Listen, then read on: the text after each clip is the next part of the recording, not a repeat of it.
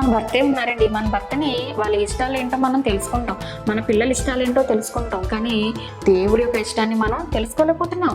దేవుడు మనకి మనం అడగక మునిపే అన్నీ చేసి ఇచ్చాడు.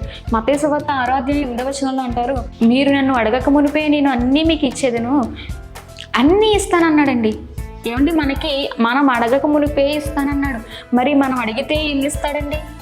ఏమన్నా ఒకసారి ఆలోచించండి. దేవుని ఇష్టం నెరవేర్చి బిడ్డలుగా ఉండాలండి మనం. మరి మన ఇష్టాన్ని మనమే నెరవేర్చుకుంటే దేవుడి ఇష్టాన్ని ఎవరు నెరవేరుస్తారండి? ఏంటి, ఈ భూమి మీదకి మనల్ని ఎందుకు పంపించాడు? దేవుడి యొక్క ఇష్టాన్ని నెరవేర్చడానికే కదండి. మరి మనందరం మన ఇష్టాన్ని నెరవేర్చుకుంటే, మన శరీర సుఖాలను చూసుకొని, మన శరీర ఆశలను చూసుకుంటే, దేవుడి యొక్క ఇష్టాన్ని, దేవుడి యొక్క చిత్తాన్ని ఎవరు నెరవేరుస్తారు?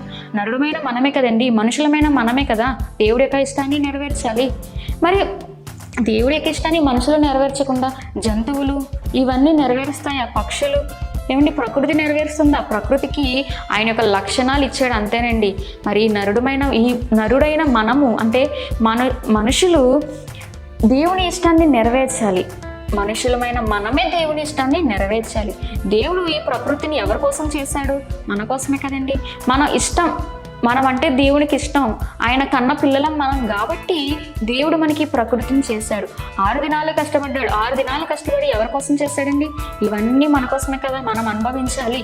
నా పిల్లలకి ఏ లోటు ఉండకూడదు, నా పిల్లలకి సమస్తమును కలుగు చేయాలని సమస్తమును మనకి కలుగు చేశాడు. మనకి ప్రకృతిని చూసుకుంటే ఏదైనా లోటు ఉందా ప్రియారా? ఏదీ లేదండి, సమస్తమును దేవుడు చేశాడు. మరి ఈ సమస్తమును చేసిన దేవుని ఇష్టాన్ని మనం ఎందుకు నెరవేర్చలేకపోతున్నాం? ఏంటి, మనం ఒక తల్లిని తండ్రిని చూసుకున్నట్లయితే, మన తల్లిదండ్రులు తమ బిడ్డలకి ఏమైతే కావాలో, ఏం ఆహారం కావాలో, ఏ బట్టలు కావాలో, వారికి ఏ రంగులు ఇష్టమో, ఇవన్నీ ఇష్టాలు తల్లిదండ్రులు పిల్లల ఇష్టాలని తెలుసుకొని వారు అడగక మునిపే, కొంతమంది అడిగినా తీసుకురారండి, కాస్త లేట్ అవ్వచ్చు, వారి పరిస్థితులను బట్టి లేట్ అవ్వచ్చు, కానీ తీసుకొస్తారు. కానీ వాళ్ళు పిల్లల్ని అడిగితే కానీ తీసుకురారు. కానీ మనల్ని కన్న తండ్రి, పరలోకమందున్న తండ్రి మనం అడగక మునిపే అన్నీ ఇచ్చాడండి.